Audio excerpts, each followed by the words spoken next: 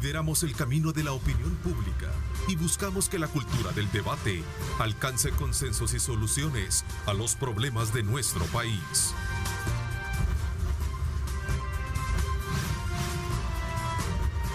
Diálogo con Ernesto López, edición especial. Viernes 2 de octubre, gracias por estar con nosotros a esta hora de la mañana, como siempre. Muy agradecidos con todos ustedes por estar en sintonía desde muy tempranas horas de la mañana con nuestros noticieros. Y ahora, en esta hora y media, a conocer el análisis puntual de temas importantes que han ocurrido a lo largo del cierre de esta semana. Quiero darle la más cordial bienvenida hoy sí a Carlos Araujo, a quien le reitero como siempre nuestra solidaridad y nuestro pésame pues por la pérdida de sus padres recientemente. Carlos, bienvenido. Muy buenos días a todos y gracias Ernesto, también gracias al canal por las muestras de solidaridad por el momento que pasamos la semana pasada. Gracias por todo. También saludo al licenciado Julio Valdivieso, como siempre. Bienvenido, Julio. Buenos días, Ernesto. Buenos días, Carlos, ya en persona. Gracias. Y aprovecho para reiterarte las felicitaciones por tu cumpleaños el día miércoles. 90. Que 90 años. nos abandonaste en el programa de radio para irte de parranda, ¿verdad, Marvin? Así Sí, fue, sí. ¿verdad? Sí fue, ¿verdad? ¿Qué tal? Buenos días. Sí. Sí, 90 años, no pareces de 90, fíjate, te A conservas. sus 67 años no nos parece. Es el clima de Ataco, de seguro, Así es. ¿verdad? Así Y a es que Carlos, un bienvenido, gusto también Julio, tenerlo y ya de bienvenido regreso. también a ti, Marvin. El padre. ¿Cómo estás? Bien, un gusto, Carlos, tenerte de regreso. Bueno, esta mañana no podemos pasar por alto, desde luego, toda esta polémica que se ha generado alrededor de la presentación del presupuesto general de la Nación para el próximo año, así como también de honrar compromisos de carácter fiscales por parte del gobierno, especialmente cuando se trata del pago de salarios para empleados del sector justicia, que ya se hizo, no así para empleados del área legislativa, que son de las cosas que de alguna manera están generando un enfrentamiento más con el sector legislativo. El día de ayer la Asamblea Legislativa, a través de su junta directiva, puso una denuncia en la Fiscalía General de la República a efecto de poder denunciar el tema del impago al que han sufrido los trabajadores por parte del Ministerio, en este caso de Hacienda. Cabe destacar que la presentación de la propuesta o el proyecto de presupuesto de la Nación 2021 contempla un incremento salarial para el personal de la Policía Nacional Civil, además del bono que reciben, así como un aumento salarial para los docentes y personal administrativo en educación, entre otros aspectos que también están en el ojo o en el examen de los diputados. ¿Cuál es la lectura que ustedes tienen alrededor de esta nueva presentación y sobre todo de los condicionamientos que se están haciendo alrededor de esta situación que ha venido a enfrentar nuevamente al Ejecutivo y al Legislativo? Comienzo contigo, Marvin. Yo creo que lo que es interesante es, primero, escuchar la versión del gobierno que dice que no hay dinero. Pero expertos han señalado que los salarios, en este caso, se programan desde que se aprobó el presupuesto el año pasado. O sea que, por lo tanto, ese dinero tendría que estar ahí apartado, guardado, porque ya estaba presupuestado. Sabemos que al parecer hasta agosto ha habido una recaudación de 3.300 millones de dólares. Entonces, de alguna manera, no hay una controversia que obviamente el fiscal va a tener que entrar a esos archivos, ¿verdad?, para saber si efectivamente el gobierno tiene dinero, si ese dinero estaba y se usó para otra cosa. Los mismos expertos dicen, bueno, si se pudo haber usado, ya se colocaron los bonos, casi 667 millones, para haber, digamos, complementado ese faltante. Ahora bien, habrá que ver si dentro del manejo de la crisis se estaba esperando el dinero de los préstamos, si se usó más del dinero de los préstamos para cubrir necesidades, y ahí habría que ver si no ha habido ya un delito en el sentido de agarrar dinero de los salarios para utilizarlo para otra cosa. Lo que ya sucedió en el Ministerio de Agricultura, ¿verdad? Que ya habría, no está comprobado todavía, porque no ha llegado el ministro de Agricultura a explicar si eso ha sucedido. Pero esa clase de situaciones son las que yo entendería que eso se debe al tuit del fiscal general de la República ayer, que no sé si ustedes lo vieron, en el sentido de que en el caso del FODE, ¿verdad?, le pedía al presidente le recordaba al presidente unas declaraciones que había dado cuando él era alcalde para que se le trasladaran el FODES a las alcaldías sobre la necesidad de hacerlo. Y eso vino a generar también una polémica. Tenemos una nota de uno de nuestros periodistas que la quiero presentar para ponerla en contexto y reforzar un poco el análisis que estás haciendo. ¿Te parece? Sí. Veamos la nota entonces y la ponemos en ese contexto. Ahí está Mauricio Portillo con el informe. Las redes sociales se convirtieron en un medio de enfrentamiento entre el fiscal general Raúl Melara y el presidente Nayib Bukele. Todo inició cuando el fiscal Raúl Melara anunció que se abrirá un expediente para investigar el por qué no se ha trasladado el pago a los empleados de la Asamblea Legislativa. Recibimos un aviso de parte de la Asamblea Legislativa para que la Fiscalía investigue la posible comisión de delitos, entre ellos incumplimiento de deberes y otros, por parte del ministro de Hacienda al no depositar el salario para los empleados de ese órgano de Estado. Lo que corresponde en este momento como Fiscalía es proceder a abrir el expediente correspondiente e iniciar las investigaciones y ver qué es lo que éstas arrojan. En su cuenta de Twitter, el presidente Bukele le respondió y escribió: durante años tocan el salario de miles de empleados municipales, millones de dólares en retenciones indebidas, miles de familias afectadas por años y Raúl Melara en total silencio. Tocan el salario de los diputados y en menos de 24 horas Raúl Melara ya habla de antejuicio. Está claro que para Raúl Melara hay ciudadanos de primera y de segunda clase. El fiscal general no tardó en reaccionar y en la misma red social escribió: no Nayib Bukele, para mí todos los ciudadanos son iguales. Parece usted el experto en señalar a otros y cubrir a los suyos, aunque atropellen la ley. No hay que ser tan obvio, pero le explico. El atraso de un tan solo día se traduce en miles de familias trabajadoras sin el salario del que dependen para comer y alimentar a sus hijos. Es grave, presidente, no haga lo que ha condenado en otros. Mientras el presidente Bukele reaccionó nuevamente y escribió: tú sabes que el ministro ha solicitado a la Junta Directiva de la Asamblea pagar primero los salarios de los trabajadores. La discusión es sobre el pago de los diputados. ¿Los miles de trabajadores municipales no alimentan a sus hijos también? ¿Por qué ahí no hay acción? Por su parte, el diputado de Arena, René Portillo Cuadra, aseguró que por el no pago de salarios no se dejarán amedrentar. No te vamos a permitir, Bukele, más amedrentamiento, ni a nosotros ni a nuestra familia.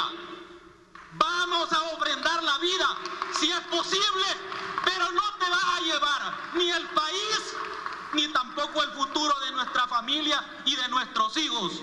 ¡Dictador! De hecho, los diputados aprobaron anoche emitir un pronunciamiento público mediante el cual se condenan las supuestas amenazas del gobierno de El Salvador contra la Asamblea Legislativa. Mauricio Portillo, Telenoticias 21.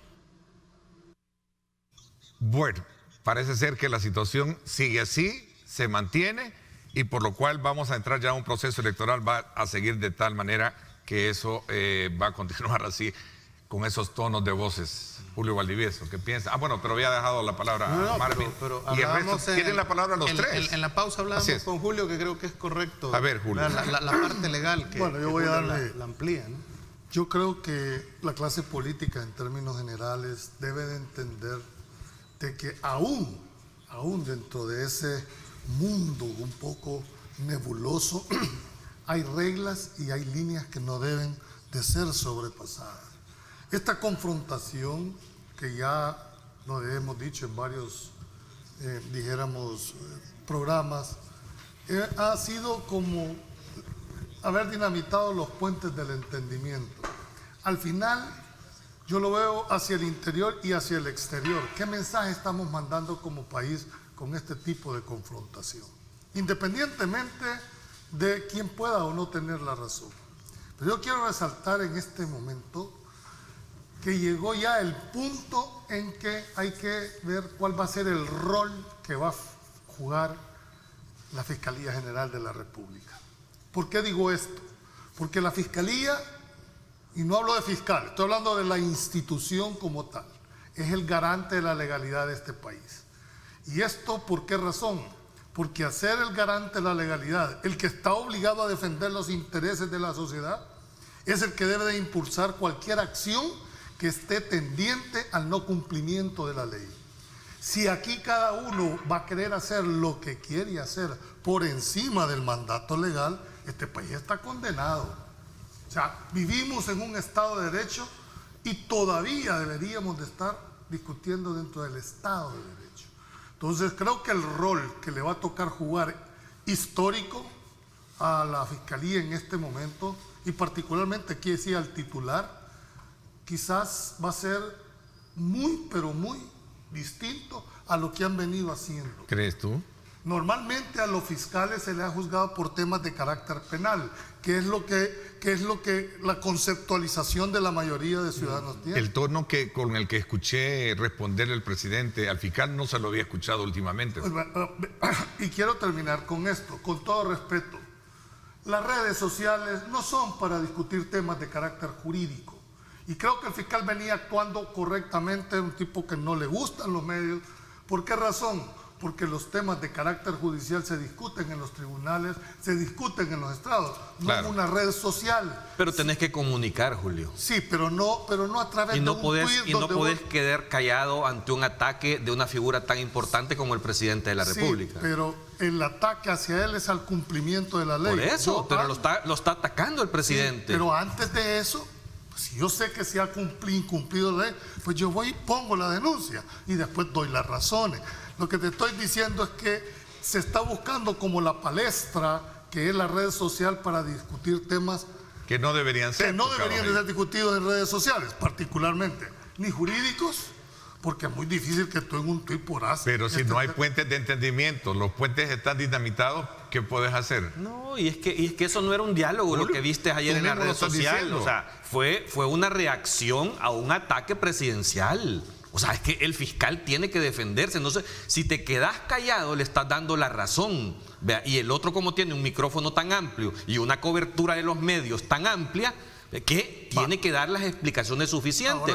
¿Por qué? Porque el presidente le plantea una falsa dicotomía, queriendo hacer una comparación, inclusive, que es lo que más me da más risa a mí, queriendo justificar que si fuera cierto lo que señala el presidente de que en el pasado eso sucedía en las alcaldías, por decirte, eso es suficiente justificación para que él haga lo mismo ahora con la Asamblea Legislativa. Aunque sea cierto, Carlos. Al final, en el pasado sucedía eso. No, sigue sucediendo, no en el pasado, ¿verdad? Pero son dos cosas diferentes, porque una cosa es que haya una retención, por decirte, de estas cosas, de estas partes de los sueldos de los empleados, pero no les estás quitando su salario. La gente le están pagando y come todos los días y paga sus compromisos. El problema tiene que ver con su renta, con su seguro, con ese tipo de cosas. Pero no podés compararlo. Pero yo lo que quiero ver es que el presidente justifica que eso sucedió y que el fiscal no hace nada para poder decir, o sea, a mí me está fregando por un día. Y no son uno, son 11. ¿verdad? El alcance, Carlos, el alcance debería de ser, aparte si quiere, yo te digo mi interpretación, las redes no son para mí hacer ese tipo de planteamiento. Es el nuevo canal de comunicación. Yo soy más, es que ahí no estás para comunicar, la fiscalía está para actuar. Sí, o sea, él no está buscando el fiscal un cargo actuó, político. sí, por eso lo atacó. Porque está actuando, lo atacó el presidente. Ahora, ¿cuál es la segunda fase que tiene que estar en este momento? Yo quiero ver planteamientos ya de las denuncias, de los requerimientos. Si es que la denuncia está presentada, el fiscal dijo, se abrirá el expediente correspondiente, sumándoselo al del FODES, que ya es segundo. Correcto, entonces... Ahora, esta postura del fiscal se da a pocas horas de haber regresado, entiendo, de una visita por Washington. Pero no tiene que ver. ¿Quiere insinuar que llegó a recibir línea? Yo creo que no. No, yo no digo que recibir línea, pero por lo menos a sentirse respaldado institucionalmente, diría yo. Estuvo con Almagro, estuvo con... Como dice Julio, él no es un hombre de medio regularmente, pero conozco a Raúl, y le digo así porque fue mi alumno, sé de su capacidad, y él no es un hombre de medio, y me gustaba por haber... Incluso venía siendo hasta señalado y cuestionado que no daba la cara y que no decía. Y es que no es fácil en materia judicial si no tenés la suficiente evidencia, aunque en los medios te diga si no hay evidencia no se puede. Ahora, hay una cuestión que hay que tener clara, Julio. Las redes sociales se han convertido, para bien o para mal, en el escenario donde se debaten las cosas. Si eso es bueno o es malo, vamos, es una realidad. más allá de que guste o no. Entonces, lo que sí es una realidad es que los funcionarios en las redes tienen la oportunidad de llegar a miles, a miles de y ciudadanos, no es malo, a miles de ciudadanos, que quizás donde no pueden no exponer. me has entendido mi posición. Las redes sociales es el debate, de acuerdo, pero en materia de judicial se le llaman incluso contra maestros. Sí, pero es que no están discutiendo un juicio, el fiscal respondió a un ataque del presidente. Sí, punto. sí, pero ¿producto es de comunicación. qué? ¿Producto de qué? De una denuncia que interpusieron. Claro. Por eso. Y esa denuncia va a llegar. Pero no están discutiendo el juicio. No.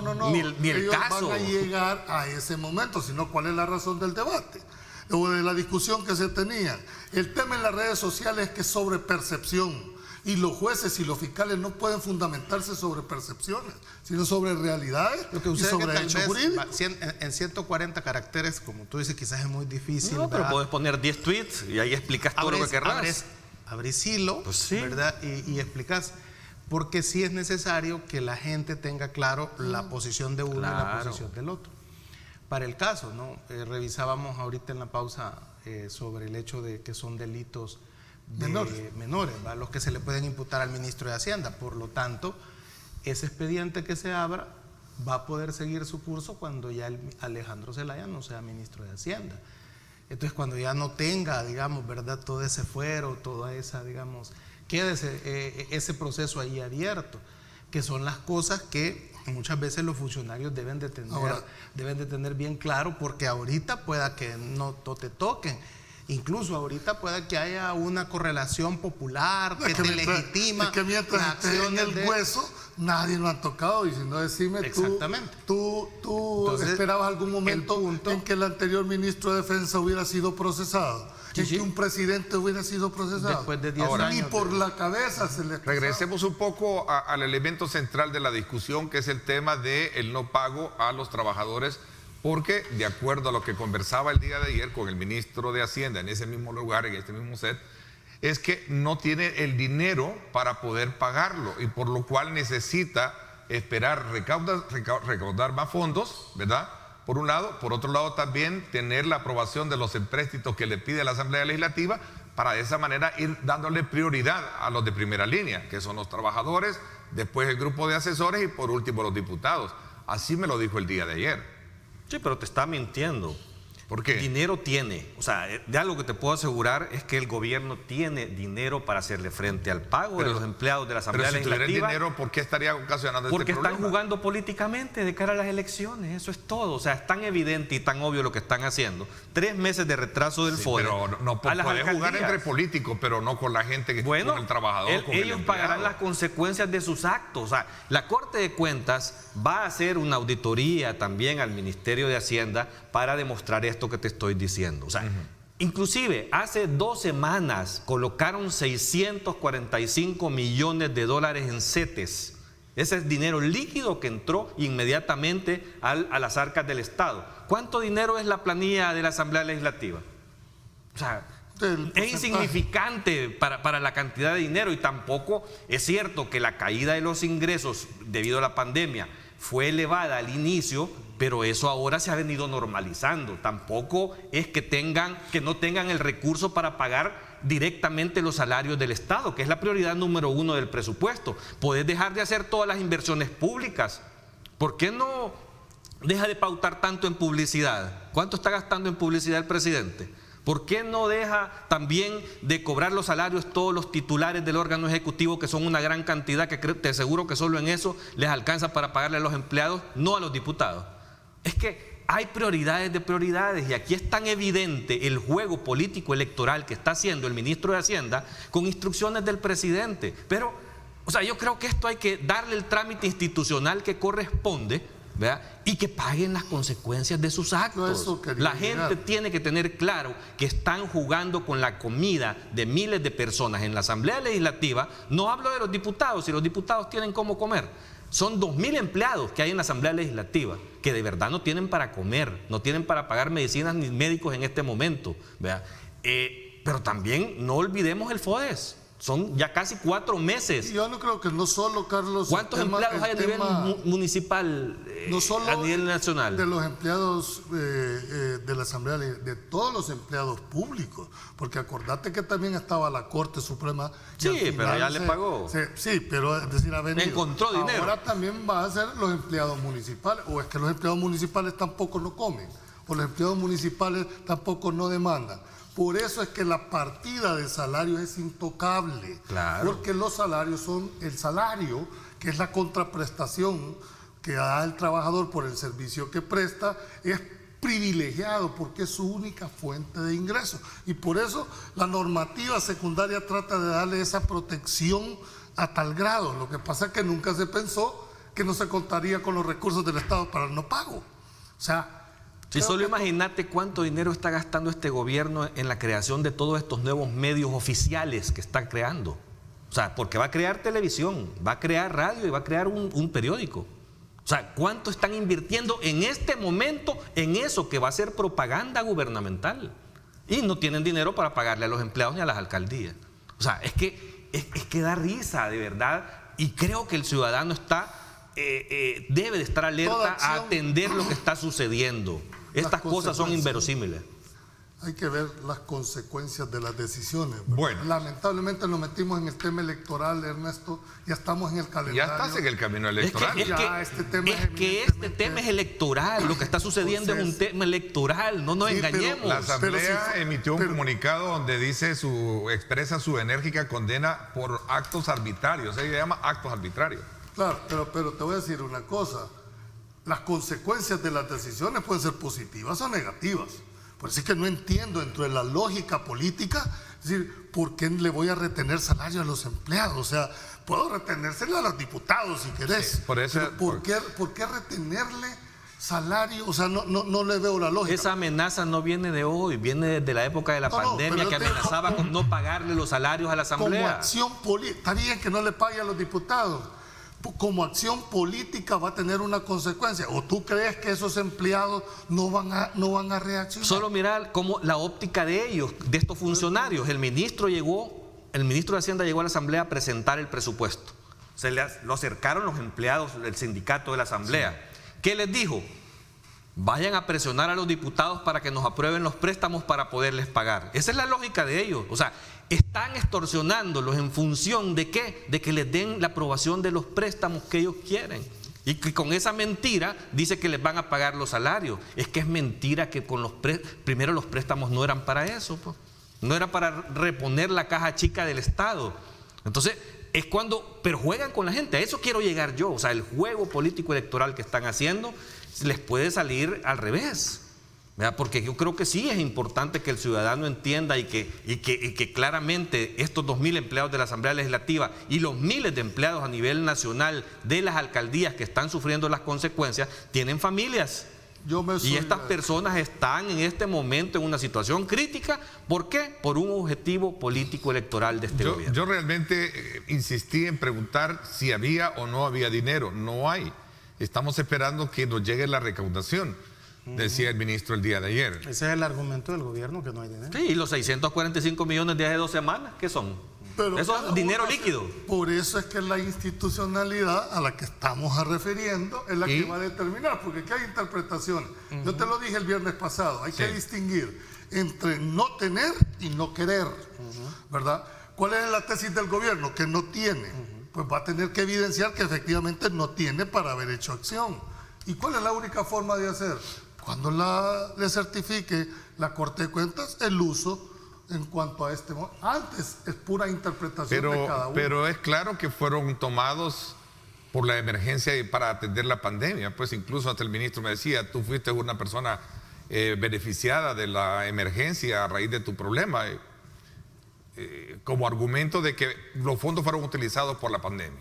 Y es que hubo dinero también para atender la emergencia. No es cierto que del presupuesto general de la Nación aprobado 2020 se tomó el dinero para atender la emergencia. Si es que dinero ha tenido. Asumo el papel del ausente, es decir, Ernesto, esa fue la justificación que dio el ministro. Solo quiero que me digas algo. Sí, dime. Ernesto, confírmame algo. ¿Por qué echaron al presidente del BCR? ¿Por qué? Bueno, ese tema el presidente ha dicho que lo único bueno, que yo le pregunté algo así parecido, pero me dijo el ministro de que son dos cosas distintas. No. ¿Qué fue a decir? Al final terminó aceptándome de que... ¿Qué fue a decir el presidente del BCR a la Comisión Especial de la Asamblea Legislativa? Que este gobierno había tenido miles de millones de dólares líquidos para la emergencia. Por eso lo echaron al día siguiente. Es que no nos engañemos. Han tenido dinero, tienen dinero. ¿Cómo queda la versión del presidente que ha dicho de que el presidente del BCR renunció porque los políticos en la Asamblea habían tergiversado sus palabras? ¿Vas a creer que vas a renunciar por eso? Si es que si están tergiversando mis palabras, yo hago una conferencia de prensa y los denuncio. No voy a renunciar a un cargo. ¿Por qué renunció el ministro? La versión. Pues sí, si es que el presidente está acostumbrado a mentirnos de esa forma. El único que puede aclarar eso es el presidente del Banco Central. Sí, pero es que no, mira, o sea, pero tampoco no, Julio, puede inferir políticamente, Julio, lógico. O sea, es evidente y te lo puede demostrar. Anda a ver los informes del BCR del ingreso del dinero, si es que el BCR es el banquero del Estado. Él es el que recibe en sus cuentas todos los fondos. Por supuesto que políticamente pueden hacer la interpretación que ahora hay algo, no, pero es que no es interpretación, son hechos. Hay algo en el presupuesto que yo creo que, no sé si a ti te quedó claro, Ernesto, tú que estuviste ayer con el ministro, pero cuando yo estaba viendo el programa ayer, no lo vi al ministro que fuera específico en el financiamiento de esos 2.300 millones. O sea, corregime, ¿él no te aceptó que iba a haber más préstamos, más endeudamiento, o sí te lo aclaró? O sea, son 1.200 millones más extra que lleva, 1.200. 2.300. No, es que son 1.030 más o menos. Sí. Que sube el presupuesto con relación al año pasado, pero el financiamiento es de 2.000 y pico de millones que lleva. Lo que pasa, mira, bueno, esto entramos ya a lo que es puramente el tema del presupuesto. Porque esto, lo que te planteo esto, porque esos 2.300 millones que van a necesitar es deuda. Es deuda, sí. Punto uno. Y si va a ser deuda. Tiene tres prioridades. En honor al equilibrio, tiene 6 prioridades, y me lo decía el ministro. Una, que se incrementa la inversión en el tema de educación, salud, en el tema de seguridad, infraestructura, y están detallados. En el tema de la agricultura también va una apuesta importante, y en el tema de la política económica también. Es correcto. Es que yo te puedo decir que voy a poner en el presupuesto que voy a mandar un cohete a la luna. O sea, que no se trata de en qué te lo vas a gastar. No tengo por qué defender al gobierno, pues, obviamente, pero son las prioridades que está planteando. No se trata de defender, veamos posiciones. Pero antes de darte, solo con esto cierro. El problema es que esos 2.300 millones van a necesitar mayoría calificada en la Asamblea Legislativa. Eso sí. Pero antes de o sea, que eso fue y esta situación en la que está el ministro con la Asamblea hace prever que el presupuesto no va a estar aprobado en diciembre, sino que va a estar aprobado quizás hasta en mayo. Ahí están las 6 prioridades que lleva en el gasto que lleva el gobierno para el 2021. Es justificable que se incremente el tema en educación, en salud, en seguridad. Es que no necesariamente es justificable. Estás en una época de crisis económica. O sea, el país debe de tener otras prioridades diferentes. No estás en una normalidad. ¿No crees tú que es bueno apostarle a la educación y a la salud? Lo que yo, ¿es prioridad? No, pues sí, es que siempre, pero es que ¿por qué hoy sí, cuando estás en crisis, y antes no, cuando no había crisis? ¿Ah? ¿Por qué? Julio. ¿Cómo ha sido? Yo creo que hay que ver la parte, dijéramos, de la estructuración y formulación del presupuesto. Mientras no se cambie la estructura del presupuesto, y eso lo saben, el 80-20 se sigue manteniendo. ¿Qué te quiero decir esto? Que nos queda muy poco para la inversión. Primer punto. Segundo punto, este presupuesto, el Ministerio de Hacienda tiene la obligación de presentarlo equilibrado para que pueda ser analizado. Ningún presupuesto durante los últimos 30 años ha sido financiado con recursos propios. Siempre has tenido que recurrir a endeudamiento. Eso no lo estoy diciendo yo, lo dice historia. ¿Cómo van a hacer para cubrir este presupuesto? Van a tener que emitir deuda, no hay otra forma de cubrirlo. ¿Y tú crees que estando las relaciones tal y como están, en este momento los dos órganos de Estado, va a haber una apertura para siquiera entrar a analizar desde el punto de vista técnico, ya no digamos político, el presupuesto? A eso es a lo que yo me refería. La clase política tiene que tener la prudencia, porque ¿cuál es el efecto? No lo vas a aprobar. ¿Y quién es el que resulta, dijéramos, más dañado en esto? La ciudadanía. ¿qué va a pasar? No se aprueba el presupuesto, entonces le vas a prorrogar con el que está con el que está entre vigente en la actual, sí. O sea, pero es eso lo que en realidad se debe de creer. Pues sí estamos de acuerdo, pero ¿y cuál es el camino entonces a seguir? Mira. Lo que dice Marvin es cierto, el presupuesto por los préstamos necesita la mayoría calificada. No, la deuda, lo que no logras financiar con tus ingresos, lo financias con la deuda, ¿verdad? Y hay dos tipos de deuda para financiar este tema. Pero la tarjeta también está topada en este momento. Entonces, incluso tampoco va a ser un instrumento. En los datos que te daba ayer el ministro, yo encuentro que se queda corta esa cifra de 400 millones de dólares que él te decía que tiene que recuperar por la evasión. Cuando, según el ICEFI, la evasión en renta e IVA en El Salvador es casi 1.200 millones. Y hay otro dato interesante que plantea el ICEFI, y es de que hay como 740 millones que el Estado no cobra en impuestos porque hay un montón de excepciones fiscales que tiene y que nunca se ha hecho un estudio para determinar si esos 740 millones le son beneficiosos al país, que no se cobren porque se reproducen. Yo creí que ustedes está bien el ingreso, porque el presupuesto tiene esas dos vías, el ingreso y el gasto. Y aquí solo estamos analizando ingresos. Pero ¿por qué no analizamos el gasto? Pues sí, por esa razón te decía. ¿Por qué no nos tiramos aquí en realidad apretando el cincho? Y voy a introducir incluso el ministro, voy a hacer la pausa porque me la están pidiendo, incluso el ministro subestimó un poco el comentario que hiciera el representante de la ANET recientemente de que, de acuerdo a los indicadores económicos que ellos tienen, en los próximos días el país estaría entrando, la economía, en un estado de recesión, que de alguna manera va a tener ciertas complicaciones para las empresas como tal, incluso del cierre de muchas de ellas que ya se están viendo. Pero regresando al punto de las prioridades del gobierno frente a esta propuesta de presupuesto. Los datos del BCR te dicen de que podemos entrar en recesión. Todos los economistas serios y organizaciones serias te están diciendo que el país va a una recesión. Ya va un trimestre que va cayendo el PIB. Hay realidades y al final la realidad es la que se va a imponer. Voy a la pausa y seguimos con esto, pues entonces. Porque veo que no concluimos ahorita para poder darle paso a los compromisos de publicidad y luego regresamos con estos temas. Vamos a la pausa.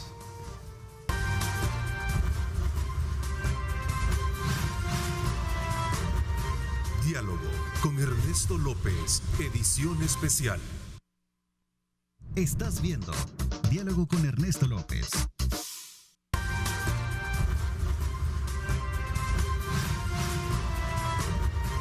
Diálogo con Ernesto López, edición especial.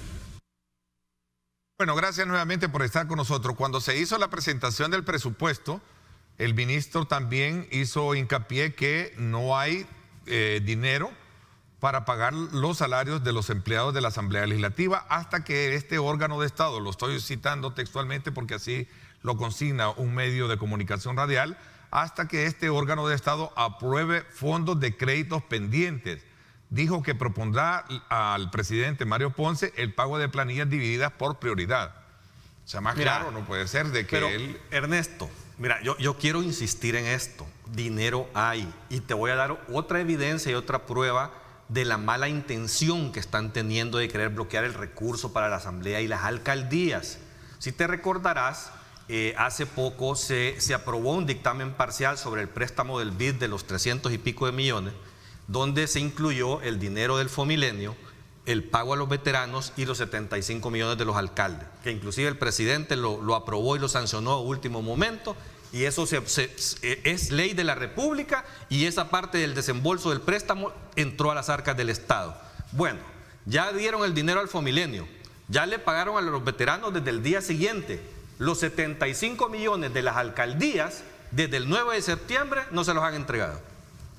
O sea, ¿por qué?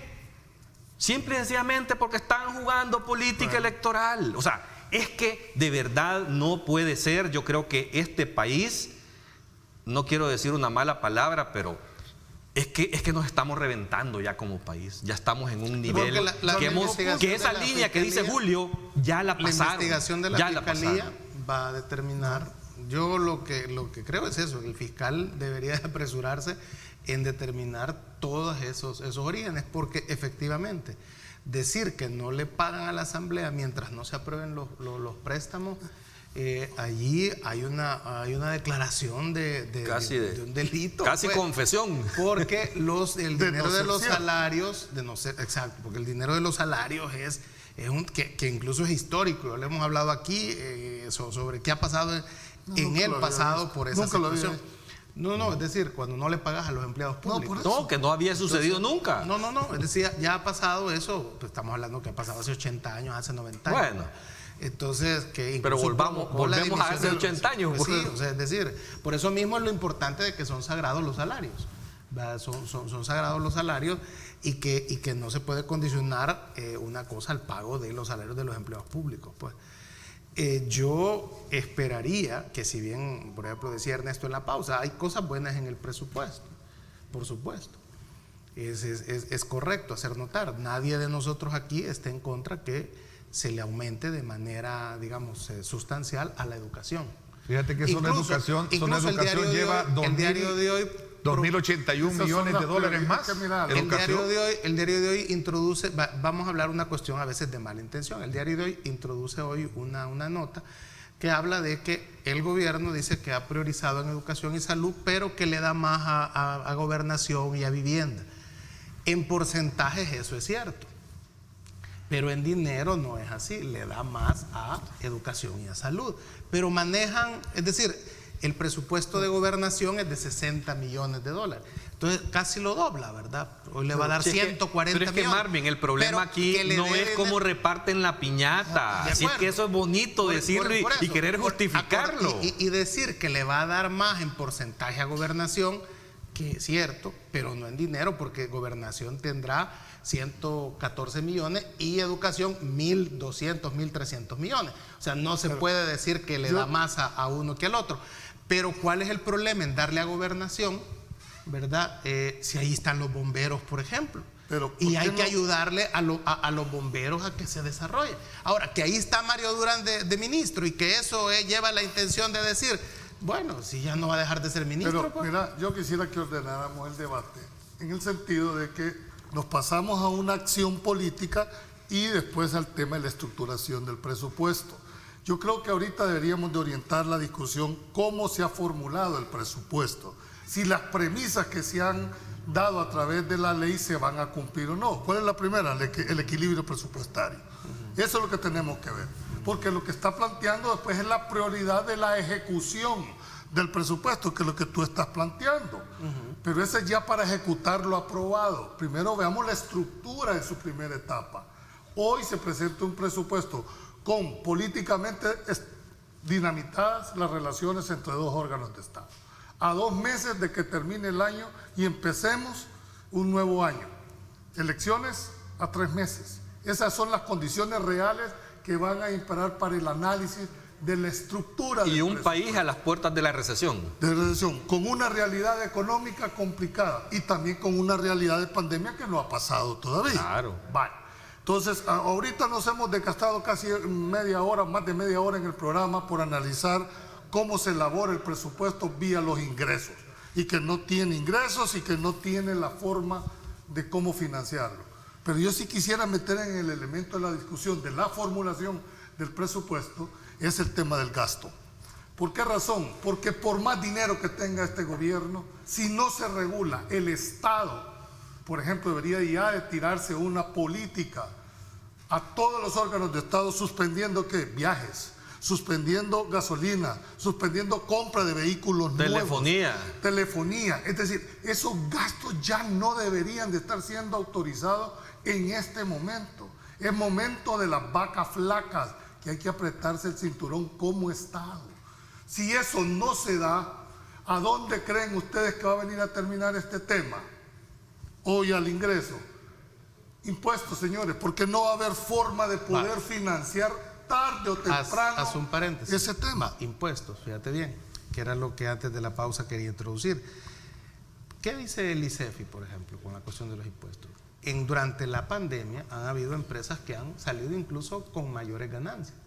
Sí, pero entonces, no todas.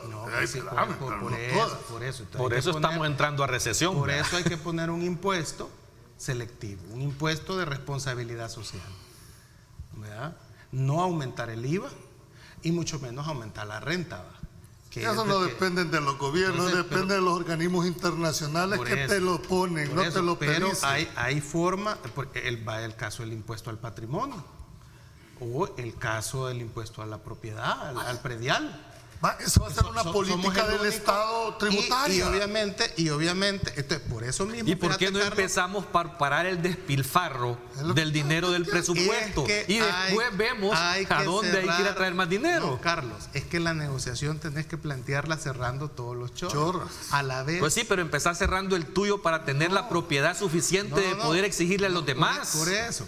Pero aquí no, aquí no le pago a los diputados, pero todos los titulares del Ejecutivo ya cobraron al día su salario. La negociación tiene que ser cerrando todos los chorros, no solo un chorro. Entonces, por eso mismo es que a veces, fíjate, Arena y el FMLN pierden el debate con el presidente porque les ha tirado un presupuesto alto. ¿Y qué te dice qué te dice Keynes en la cuestión de la política económica? Que el Estado tiene, frente a una recesión que tú decís que hay, tiene que invertir dinero el Estado para El Salvador no es Estados Unidos, hombre, ni Europa. Por eso, Carlos. No comparemos. Pero lo va a hacer en la medida que pueda. Jamás. Un presupuesto jamás vía presupuesto en El Salvador vas a recuperar la economía. No lo vas a hacer nunca. Bueno, pero el Estado hace su parte invirtiendo. El Estado hace su parte invirtiendo, aumentando salarios. Bueno, pero eso es gasto. O sea, mira, si vos le subís a quien quiera que le subas el salario, a quien quiera que le subas el salario va a ir a gastar más. No querrás justificar eso por esa vía. Pero entonces el contraargumento. Es que no son excluyentes todas las medidas que tú estás planteando. Es que el contraargumento es cerrar todos los chorros. Están deteriorando las finanzas del Estado con ese despilfarro y con una orientación inadecuada del presupuesto. Empresas que han salido, y esto va a sonar a comunismo y no importa,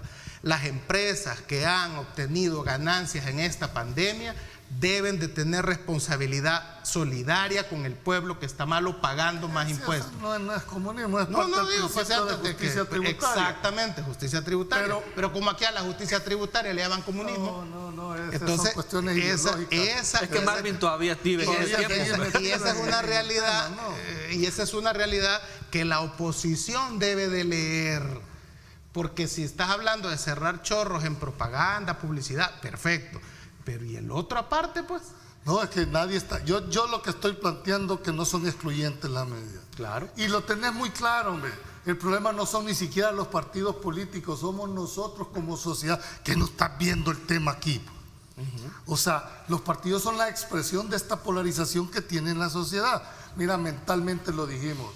Los ciudadanos salvadoreños no hemos sido, dijéramos, formados para estar dialogando y discutiendo un presupuesto, hemos sido hechos para confrontar, esa es nuestra principal herramienta. Pero volviendo al tema del presupuesto, yo sí creo que debemos de entrar de manera llena. El país está atravesando por un tema fiscal totalmente complicado. Nadie puede decir que la recaudación de este país fue la mejor. Se empieza a recuperar, pero hay realidades. La gente está demandando seguridad, la gente está demandando educación, salud. Y si no hay de dónde, ¿cómo lo vamos a hacer? Entonces volvamos al ingreso, van a decir. ¿Cómo se financia el Estado? Pregunto. Solo a través de los impuestos. O dígame ustedes cuál es otra forma. Sí, pero de los préstamos al final los terminás pagando y los pagás a través de los tributos. Préstamo hoy es deuda para. Y un préstamo debe ser para algo de inversión. Y también de alto impacto. Yo no estoy en contra de la deuda. Claro, si vos te endeudas para invertir, no hay problema. Pero no para pagar salario. Pero para pagar cuenta corriente, hay que decirlo muy claramente. Va a llegar un momento en que el Estado va a analizar y empezar a quitar toda esa grasa que se le metió al Estado, que si eso se llega a dar, tenés que quitar no menos de 50,000 personas. ¿Me explico? Pero eso son realidades que no las va... No le des ideas al ministro que ya va a quitar a la Asamblea de esa forma. Bueno, no tiene para pagar, entonces la va a deshacer por eso. Por eso yo inicié mi plática con un llamado de reflexión a la clase política. No sobrepasen las líneas, no sienten jurisprudencia que después se puede revertir. Yo creo que en este momento alguien tiene que tomar ese liderazgo. Este país no puede seguir en este sistema de polarización. La economía de este país, como lo ha planteado Carlos, que está al borde de la recesión, no se reactiva por decreto, ni la seguridad, o sea, para que la Asamblea mañana saque un decreto diciendo, bueno, a partir del 1 de enero, todas las condiciones. ¿Qué le toca al Estado como tal? Crear las condiciones para que se reactive la economía. Si finalmente tocamos, Ernesto, el tema del debate entre los candidatos, no sé si tú lo viste, pero cuando yo lo estaba viendo dije, ojalá que Julio esté viendo esto, porque tú acabas de decir de las líneas rojas que no deben de pasarse. Yo creo que hay líneas que no las debes de pasar. Pero si viste el debate estadounidense, ahí las líneas se pasaron todas. Ahí cuando se habla de quién ganó el debate, no, se va a replantear quién lo perdió, los organizadores es van a el pueblo replantear estadounidense. Tenés un presidente Trump patán, maleducado, payaso, y un candidato demócrata muy débil frente a esa clase de monstruo que debe de ser frente a Trump. Pero es que ante un patán que no tiene reglas, ¿qué vas a hacer? Sí. Pero por eso y acuérdate que tontamente la élite salvadoreña, la élite política salvadoreña cree que el sistema político estadounidense es el non plus ultra al que hay que imitar. Bueno, vámonos a la pausa. Solo termino. Si allá se borran las líneas rojas, imagínate aquí. Lamentablemente los pueblos no votan con la cabeza, votan con el corazón. El corazón, el hígado, votan el hígado y el estómago. Esa es la realidad. Ok, vámonos a la pausa. Juez del caso El Mozote asegura que la resolución sobre diligencia delimita el año de los documentos a inspeccionar. Es otro de los temas también que está llamando muchísimo la atención. No sé si les parece que sea abordado desde la perspectiva de ustedes, sobre todo cuando se trata de tener ya por adelantado de que esos documentos como que no existen dentro de las... Lo dijimos. Ahí te van a estar esperando. Lo dijimos la vez pasada. Eso solo lo podrá determinar el juez cuando le permitan hacer su trabajo. Pero fíjense qué interesante. Aquí dijimos... Te doy la palabra cuando regresemos. Si no, vamos a abordar otros temas por ahí pendientes. Gracias por estar con nosotros. Un delito. Gracias por sintonizarnos. Aprovecho de invitarlos a que no se pierdan mañana en directo con Ernesto López Radio. 7 de la mañana vamos a hacer un análisis sobre las proyecciones políticas que tiene Cambio Democrático. Estará con nosotros Douglas Avilés en la primera parte. En la segunda parte estaremos conversando sobre otro tema que tiene que ver precisamente con los retos por la alcaldía, por recuperar la alcaldía de Santa Tecla. Ahí está Jamie Muñoz, que es la candidata a diputada por el FMLN, que busca recuperar la alcaldía de Santa Tecla. Mañana en la segunda parte, Jamie Muñoz sea en directo con Ernesto López Radio por 107.7 Fuego, estación del Grupo Radial Megavisión, y por supuesto en la plataforma de Zoom para que usted pueda verlo como salvadoreño en cualquier lugar del mundo. Nos vamos a la pausa y regresamos.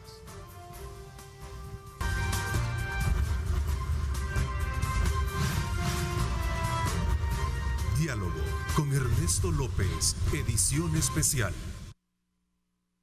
Estás viendo Diálogo con Ernesto López.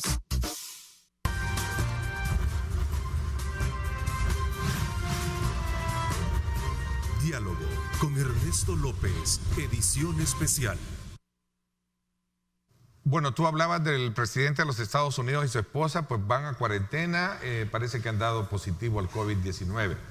Esa es una información que se conoció en las últimas horas. Que se inyecte lejía. ¿Ah? Lo van a encerrar para que ya no haga campaña. La única manera que lo pueden encerrar. Que le den un cóctel de cloroquina, ¿cómo llama el volante? Lysol, sí, hidroxicloroquina. Eso. Bueno, y que le nos habíamos quedado todavía pendiente con lo de la Asamblea Legislativa o pasamos a ver este tema del cual ya habíamos discutido, que era el tema de los documentos del Mozote. Ojo, Ernesto, con esto de la Asamblea Legislativa y el ministro de Hacienda. Solo para recordarte que el día de ahora ha sido convocado por apremio por parte de la Comisión Especial Investigadora de la Asamblea Legislativa al ministro de Hacienda, que por tercera vez se negó a asistir a una comisión especial que es obligación de los funcionarios públicos asistir. Al negarse, la Asamblea Legislativa ha girado la instrucción a la Policía Nacional Civil para que lo vaya a traer ahora y lo lleve a las 9 de la mañana a la comisión en la Asamblea Legislativa por negarse a hacer su trabajo en la comisión respectiva. vamos a ver si la policía hace su trabajo el día de ahora. El protocolo establece que la policía debe de hacer una comisión, ir al despacho del ministro de Hacienda e invitarlo a que... Así como hicieron el 9F en la casa de algunos diputados que les tocaron la puerta a invitarlos a asistir a la asamblea. Básicamente, invitarlo a asistir a la asamblea. O sea, la policía tiene experiencia en esas comisiones. Entonces, y habrá que ver si la policía hace eso. Ahora, ¿qué es lo que yo pienso? Se corre un riesgo, y lo decíamos el miércoles con Ernesto en el programa, que tú no estabas porque andabas de parranda, era que, vamos, a nosotros nos han educado, y tú que eres abogado, lo sabes, nos han educado que hay que respetar las leyes. A mi generación nos dijeron que hay que respetar a nuestros padres, a los mayores. Entonces, cuando no se quieren cumplir esas normas que pueda que no me gusten y que yo no esté de acuerdo y que lo que hay que hacer es cambiarlas si no me gustan, en el proceso que ya está establecido, se corre un riesgo que después la desobediencia ciudadana o civil se legitime, pues, porque si las autoridades no cumplen con lo que dice que hay que hacerse y se irrespetan los órganos del Estado, entonces, ¿cuál es el problema? Que las pandillas hagan extorsiones. No hay ningún problema, se puede. ¿Cuál es el problema? Que yo en San Miguel me ponga a competir con la mafia de los Salgado y haga mi propia mafia también, pues. No hay ningún problema. Pero no veo el símil. No, de que si no se... Sí, una anarquía. Exactamente. A eso se refiere Mario. Exacto. ¿Para vos crees que estamos en un estado anárquico o en un estado fallido? Para mí... Esa es la invitación que nos están llevando como sociedad. Estamos en un estado débil. No es ni fallido ni anárquico. Más débil que hace 15 meses. Porque tenemos una fiscalía, fíjate bien, y disculpa porque sé que es chero tuyo el fiscal, vaya que el diablo. Muy buen amigo. Pero se está viendo mal, se está viendo flojo. Hay que invitarlo a que le meta un poco turbo al asunto. Porque debería de amar, o sea, el fiscal debe de, la idea que yo tengo es que la fiscalía debe de perseguir el delito, donde esté. Y no lo está haciendo porque está jugando a su reelección. No creo. ¿Y qué otra explicación tenés? Sí, cuando tú ves las reacciones de te voy a decir una cosa. Gobierno. Vos podrás decir de Mauricio Funes lo que querrás. Yo ni voté por él, pero esa acusación que le deja ir de que le manda a pedir $300,000 para suavizarle de su caso. Eso es lo que dice Funes, tener cuidado. Por eso, yo no le estoy dando validez. No hagamos validez a lo que diga Funes. Tienes razón. Pero no es la primera vez que un fiscal aquí recibe pisto por esas cosas. Pues sí, es la forma de querer destruir la imagen de alguien. Entonces lo que te quiero decir es que el fiscal debe de actuar frente a todo este montón de problemas que se están dando, porque, fíjate bien, el garante de la institucionalidad aquí, de que esto no sea un Estado débil o un Estado con instituciones débiles, es Raúl Melara. Entonces lo que estamos viendo es de que parece ser de que sí se puede, pues. Entonces, lo que hay institutos, fíjate bien, en antropología nosotros entendemos que hay organizaciones paralegales que ponen su ley en el territorio, las pandillas, el narcotráfico. Ellos mandan donde ellos existen, ahí el Estado no está. Incluso el contrabandista de queso en el oriente manda en ciertas zonas de las fronteras. En el oriente no hay Estado, dicen a mí. Entonces, ahí tú no tenés que ir a hablar ni con el policía ni con el juez, tenés que ir a hablar con el contrabandista, el coyote, el narco y el palabrero. Entonces, esa gente todavía hay palabreros. Esa gente, uno quiere ser alcalde en San Miguel, ¿cómo se llama? En esas organizaciones paralegales es en las que se legitiman frente a la sociedad, porque hay un fiscal que no ordena arriba, es que decime cómo anda abajo, es que tenés que ver cómo anda arriba. Entonces, esa es una situación que no puedes estarle diciendo a la gente, a los medianos y a los pequeños que pagan impuestos, cuando tenés a un montón de gente evadiendo impuestos bien de galán. Entonces, ese es el fiscal. ¿Qué es mi punto? Entonces, si hoy el ministro de Hacienda desobedece Entonces, ¿qué mejor la Asamblea que derogue ese artículo? Vamos a ver. Que quite lo del apremio ya, porque ya vimos de que eso es paja. Pues. Veámoslo dos ópticas. Uno, en el tema de legalidad propiamente dicho, no hay nada que discutir. ¿Y qué te voy a discutir en el tema de legalidad? Que está claramente que si no llega hay una consecuencia que es el apremio. Por supuesto que sobre ese punto. Y si un día hacemos una campaña de no pagar impuestos, pues, y se nos ocurre a algunos, no paguemos impuestos. El tema para mí, Carlos, es si era el timing o el detonante para hacer el apremio. No digo que no tenga la Asamblea la facultad para hacerlo, ni la potestad. Pero, Julio, dale, termina, dale. Déjame, ¿por qué razón? Porque al final lo que vas a hacer con el apremio, que en mi criterio, ojalá recapaciten sobre el cumplimiento o no de eso. Porque el apremio no es que lo llegan a enchuchar, lo agarran y lo meten, no. El apremio es llevar a una persona por la fuerza hasta la autoridad que lo ha citado y hasta ahí llega el apremio. No va más allá. Ya obligarlo a declarar no se puede a ninguna persona. Claro. Obligar a decir las cosas no se puede. Pero esas son medidas que deberá estar analizando el señor ministro de Hacienda con las consecuencias que puede tener. Ya no colaborar con una comisión especial tiene otras consecuencias. Mi lectura es política. Es decir, era el momento más oportuno del apremio. No me refiero del proceso, del apremio.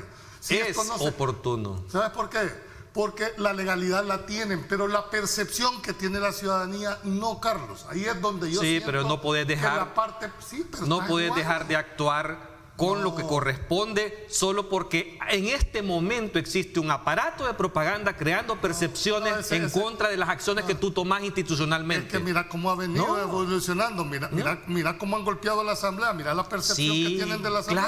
Claro, entonces, pero eso no quiere decir que haya actuado incorrectamente. Te lo aclaré. Que corrija su aparato de comunicación la Asamblea mejor, pero tiene que seguir actuando como corresponde. Esa es otra cosa. Sí, porque en política la percepción es realidad, Carlos. Pero yo te quiero aclarar de lo que tú estás diciendo.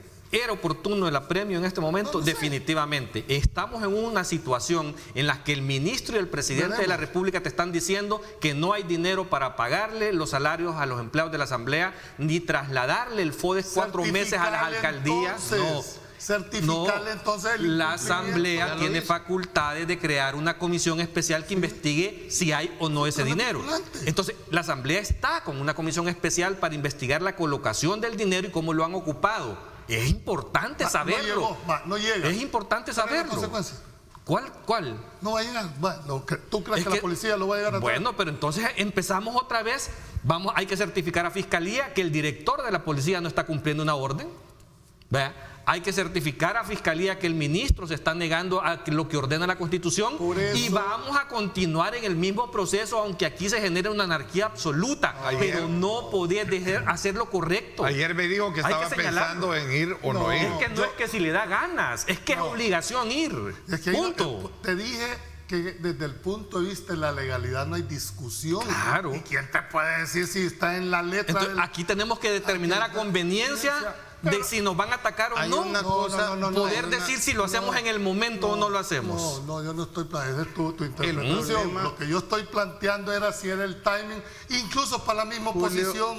Julio, lo que te quiere decir, creo yo, es que están tan desprestigiados los diputados que cualquier paso, por mucha base legal que tengan que den, tiene que también sopesarse la legitimidad de esto.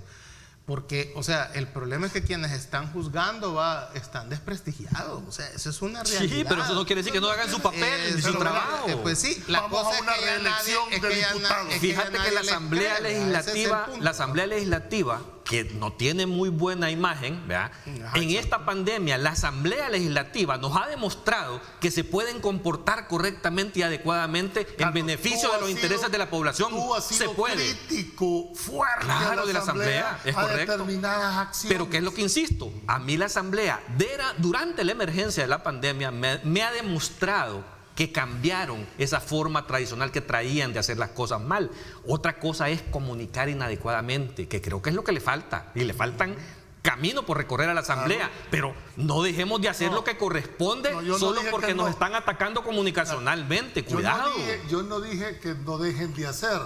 Lo que yo estoy diciendo es que si era el timing. ¿Por qué? Porque las consecuencias de las decisiones las vas a ver el 28, no porque yo lo diga. Y es importante que quede en evidencia el ministro que está jugando políticamente con el dinero del pueblo. Entonces, mediten. Yo aquí a lo que te digo es la reflexión. Creo que ahorita está tan caldeada el hígado, está abajo del cerebro. Y lo que tienen que entender no es la acción, es la consecuencia de la decisión. Julio, si el ministro no va, sabe que hay una consecuencia. Aquí el que está irrespetando la ley, la constitución y las normas como deben de ser es el ministro de Hacienda. Y él sabrá y estamos cuestionando a la Asamblea por hacer su papel. Sí, no. Primero, porque, Carlos, cuando se cita a una persona, aunque sea mentira, si tiene una causa justificada de no comparecencia, no se configura.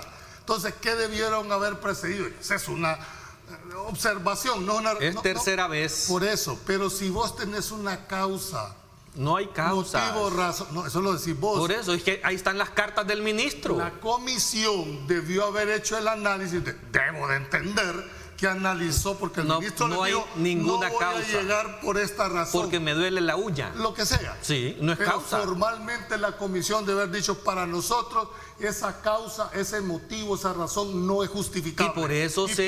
Y por eso se convocó con apremio.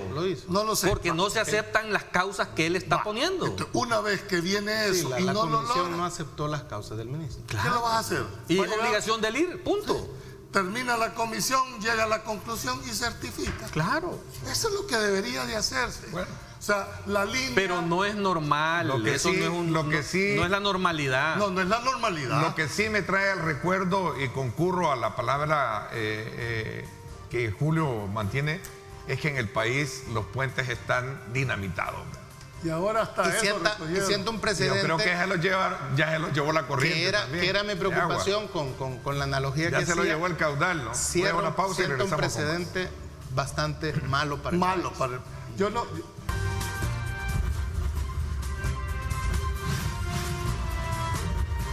Diálogo con Ernesto López, edición especial.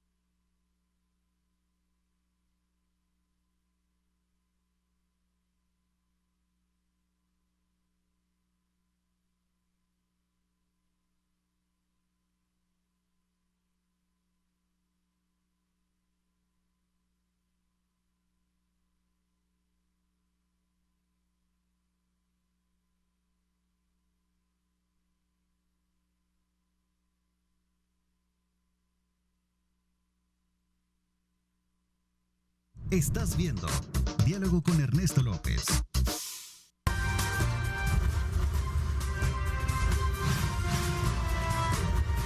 Diálogo con Ernesto López, edición especial. Salvadoreños en el mundo, gracias por estar con nosotros, gracias por estar en sintonía a través de nuestra señal en Facebook.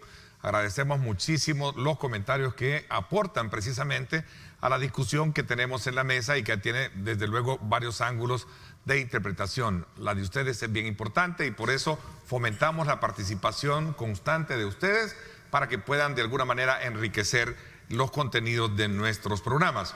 A ver, para el próximo día lunes está programada la inspección de los archivos militares relacionados a la masacre del Mozote y lugares aledaños.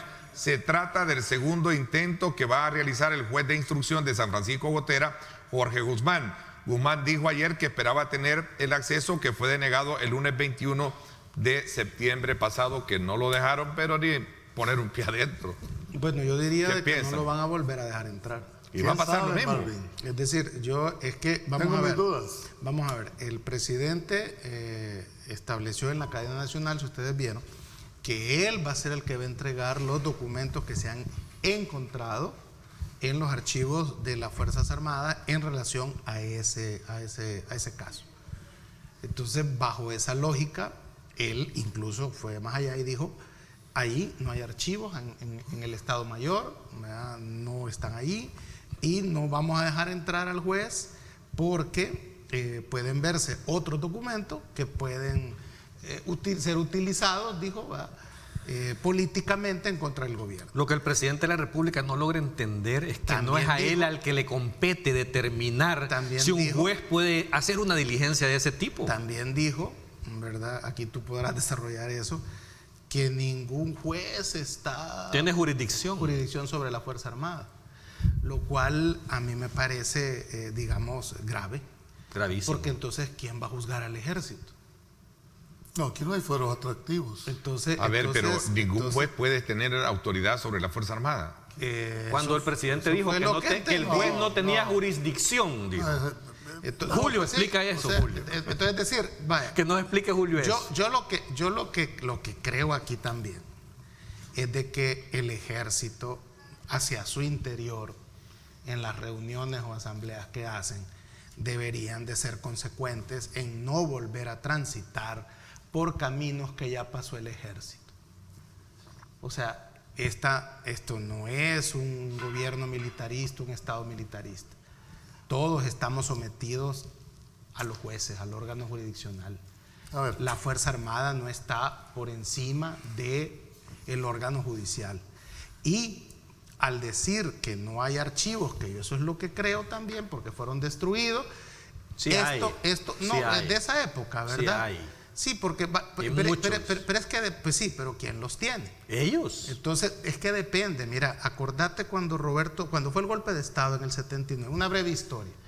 Y Roberto D'Aubuisson el mayor D'Aubuisson estaba en Ancesal, ¿te acuerdas? Pero esos son archivos de inteligencia. Él se los llevó. No, los archivos del ejército de sus operaciones. No, de acuerdo. Pero acordate que el ejército salvadoreño es tan burocrático que a diario hacen parte cada unidad de las operaciones y queda registrado por escrito. Pero tuvo que haber un encargado del registro de ese archivo que después de la firma de lo que es lo que me han dicho algunos comandantes de la época, que yo les he preguntado sobre eso. Me han dicho que después de el chero mío. Acuérdate que en la época de la guerra había que tener cheros militares, porque si no te iban a sacar los cuernos de la muerte. Entonces, ¿qué era lo que te decía? De que después de 1992 se quemaron y se destruyeron esos archivos. Es cierto. Varios lo han de haber hecho. Acuérdate que incluso yo te traía el caso del mayor D'Aubuisson, porque él, después del golpe de Estado, se lleva los archivos de Ancesal, ¿verdad? Que ahí estaban todas las fichas y todos quienes eran comunistas y todo eso. El público está pidiendo que Julio dé cátedra de derecho sobre lo que están planteando ustedes. Ya termino para que tú sobre la jurisdicción, Julio. Entonces, esto hace que se configure otro delito, fíjate, de quién destruyó esos archivos que se han dicho que se han destruido. Pues, o sea, más allá de que yo no sé si se han destruido o no. Cuando tú hablas con los expertos en ese tema, te dicen que los archivos ya no están. Otros van más allá y te dicen que después de la firma de los acuerdos de paz, el ejército destruyó esos archivos, el FMLN mató a Mayo Cibrián fusilado, ¿verdad? Es decir, se deshicieron de todo aquello que podría implicar a las cúpulas de estar involucradas en asesinatos.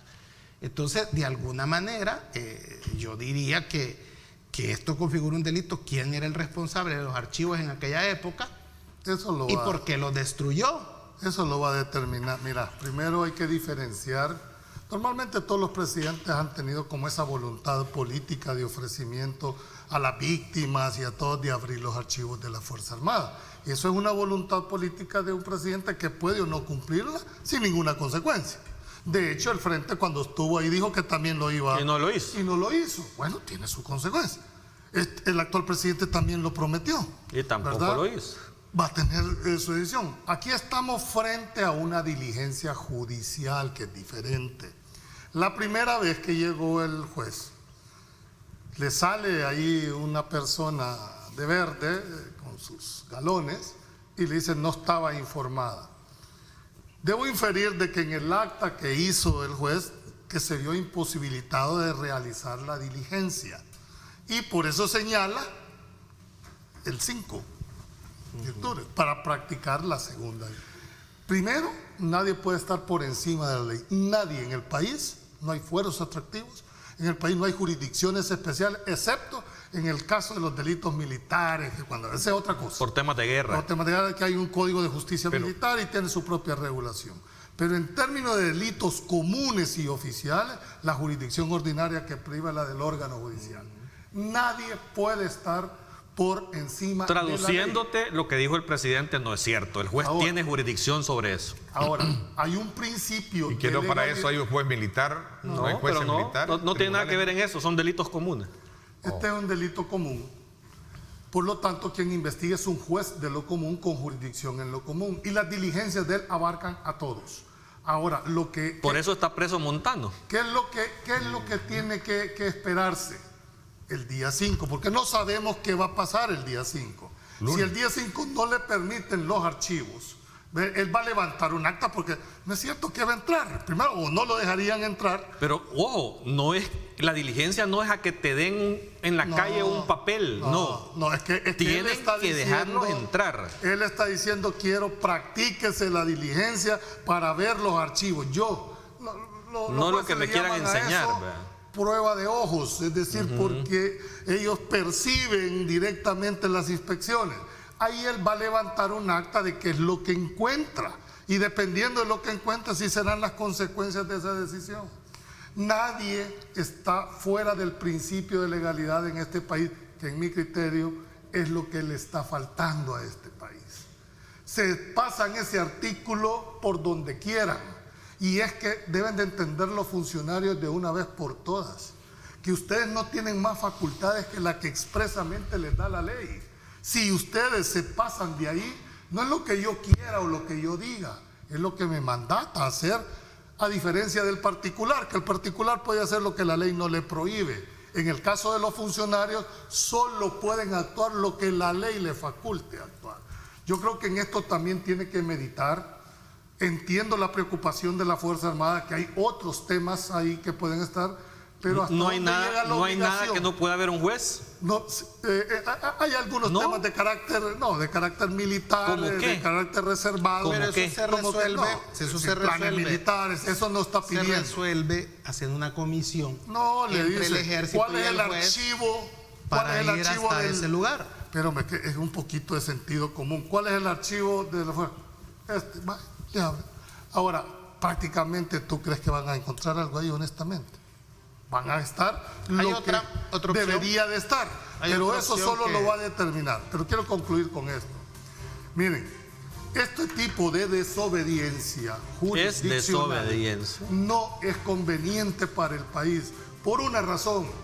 Si nadie quiere cumplir el mandato judicial, y aquí es para usted, señor juez, la autoridad de este país se llama juez. Todos los demás son órganos auxiliares de ustedes.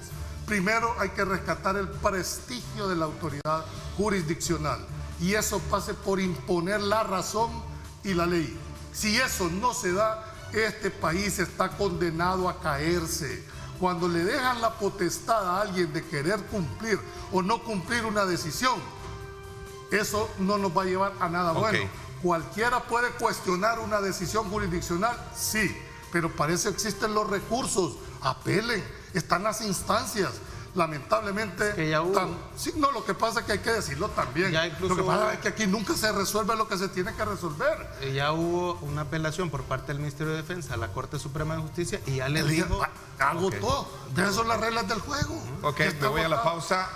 Gracias por considerarnos el mejor programa y con mayor audiencia a nivel nacional y también a nivel de salvadoreños en el mundo. Gracias por darnos esa categoría que nos convoca precisamente a que cada día nosotros nos esforcemos por balancear y presentarles a ustedes los análisis pertinentes que puedan lograr llevar a construir su propia lectura de los temas que abordamos.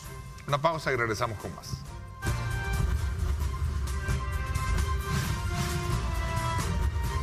Diálogo con Ernesto López, edición especial.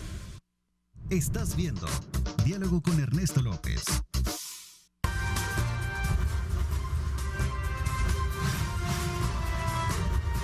Diálogo con Ernesto López, edición especial.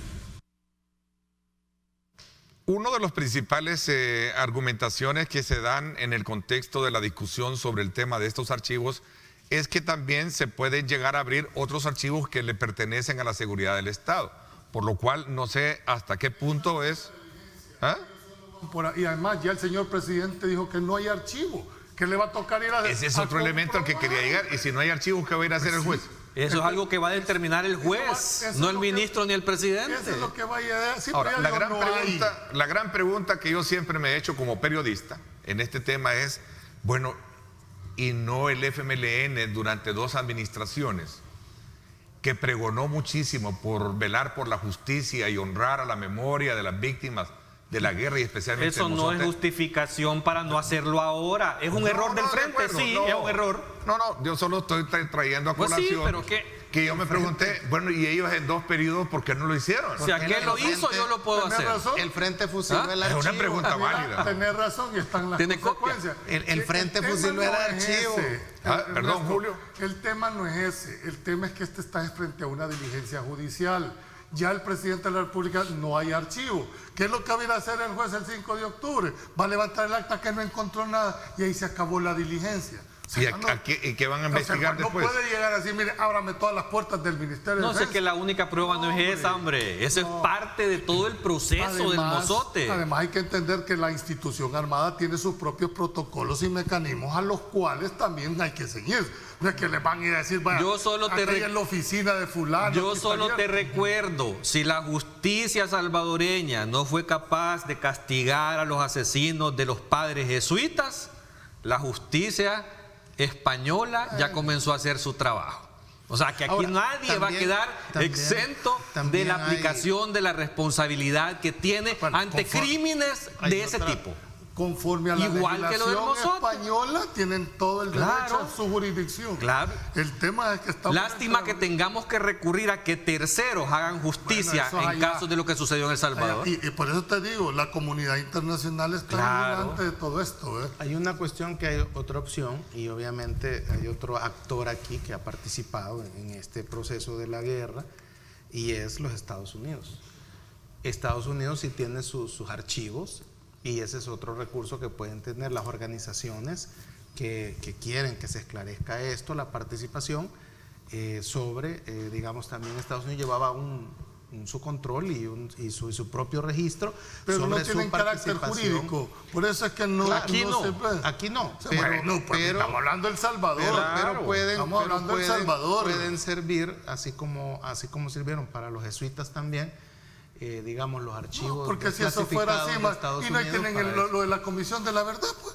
Entonces, el problema no es ese, el problema es la parte judicial. Hay un informe para eso. Claro. Porque quieren agotar, me imaginaría yo, quieren agotar elemento del proceso. La parte salvadoreña, ¿verdad? Para después recurrir, me imagino, a los archivos que pueda tener Estados Unidos. Cuando vos te referís a la Fuerza Armada, yo siempre he dicho, hay que distinguir la institución como tal de las personas que conducen. Hay una cosa, Julio, con el tema Fuerza Armada. La Fuerza Armada, la institución Fuerza Armada, durante el conflicto... pero ahí todos rezaban. No, por eso. Todos se escondían bajo los cascos a eso quiero llegar. Durante el conflicto armado defendió a este país y al Estado salvadoreño de una agresión externa. Y eso se reconoce y se lo vamos a tener agradecido toda la vida. Pero eso no justifica los asesinatos como el Mozote, los asesinatos como el de los padres jesuitas. Esos fueron personas que tomaron decisiones al interior de la Fuerza Armada equivocadas, y que tienen que pagar las consecuencias de sus actos. No, sí estoy claro. Lo único que tú estás haciendo, hechos con una vialidad de 30 años, hay que ver el contexto. Nadie está justificando, lo hemos dicho en innumerables temas. Fueron juzgados en su momento. La ofensiva final del 89 no es justificación para haber matado a los padres jesuitas. Pues no, nadie ha dicho, hasta estúpidos dijimos que fueron acción. Pero eso a que me digas que la institución armada es la que debe de cambiar y es la que debe de responder. Lo que pasa es que los actores al frente, la Fuerza Armada en este momento son otros y siguen manteniendo esa protección a esos casos de violaciones a derechos humanos. Pero ¿cómo explicas cuando hay una orden de Interpol y se van a meter todos a un cuartel? Y el Estado ese es un procedimiento normal. Los militares cuando están de baja no dejan de ser militares, es decir, están en situación. Pero entonces parece ser que siempre la institución. Por eso inclusive que señalan que el director de policía es ilegal su nombramiento. Jamás he dicho de que cualquier situación haya justificado ese tipo de estupideces. A mí lo que no me parece correcto es que muchos de los que ahora critican y cuestionan, cuando tronaban aquí los balazos, ¿a dónde se refugiaban? Se refugiaban en la institución armada. Sí. ¿Cuántos crímenes del que otro tenía lado? que hacer, ese era su rol y su papel. Y no tenés que permitirle hacer cualquier barrabasada por haber defendido al país. Es que nadie. Mira, hablando de balazos y esa masacre de San Julián, donde fueron 5 clientes ahí. No, y no solo 5 personas asesinadas. En una guerra hubieron crímenes de ambos bandos. Ninguno de esos crímenes fueron justificados. Yo lo que no puedo aceptar es que me digan la institución, el rol de la institución. Podrán haber sido personas individuales que pertenecían a la institución. No, porque si el mando... Pero no puedes decir la Fuerza Armada ahí sí no... Es evidente. 5 personas en una masacre de San Julián. Eso fue hace poquito, ¿eh? ¿Ah? Eso hace poco. Sí. Sí. No, si la tercera semana de septiembre, Medicina Legal ha certificado que fueron 25 asesinatos en la semana. Ahora, no te pierdas de vista, la Fuerza Armada se estaba defendiendo de una agresión internacional. El rol de la Fuerza Armada está constitucionalmente definida desde ese momento. Sí, pero no podés... Eso no habilitaba a que se convirtieran. No podés hacer lo que hicieron en esos casos. Hoy todo lo que hacía, hoy es malo. No todo. Hicieron cosas buenísimas por este país, pero hay casos particulares que estas autoridades actuales se siguen negando. Sí, pero están siendo juzgados no por voluntad propia. Están siendo juzgados porque otros han intercedido para poder conocer esas verdades. Vamos a estar a la expectativa de lo que pase el día lunes y ojalá que se les pague a los trabajadores de la Asamblea Legislativa, porque sí, de verdad, diplomáticamente el tema del estómago, jugar con el estómago de la gente no es bueno. Jugar no es bueno. Así es que ojalá que haya una buena recaudación para pagar, como dice el ministro, si es que no hay dinero. Por mi parte, esto es todo por hoy. Les agradezco infinita a todos aquellos que han participado. De verdad, nos encanta que participen y nos envíen sus comentarios. Saludos al licenciado José Romero. Nos hizo llegar acá un estudio, insumos para el análisis y exposición de motivos previos a elaborar un anteproyecto de propuesta de reforma a la Constitución. Bueno, muchísimas gracias. Le vamos a dar lectura. Julio, ¿qué me decía? Mira, yo no quisiera terminar el programa sin invitar a la reflexión a la clase. Al ministro de Hacienda, medite. Creo que puede evitar una desactivación que no es conveniente para el país institucionalmente. Y a la Asamblea Legislativa igual. Creo que hay líneas que deben de establecerse en las cuales no se puede sobrepasar. El sistema político nuestro está en juego en este momento.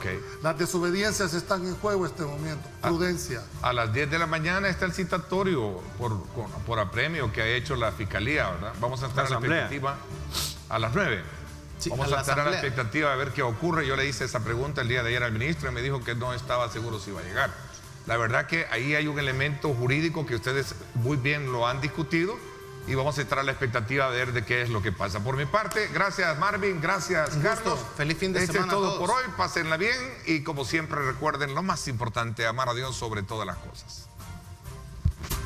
Lideramos el camino de la opinión pública y buscamos que la cultura del debate alcance consensos y soluciones a los problemas de nuestro país.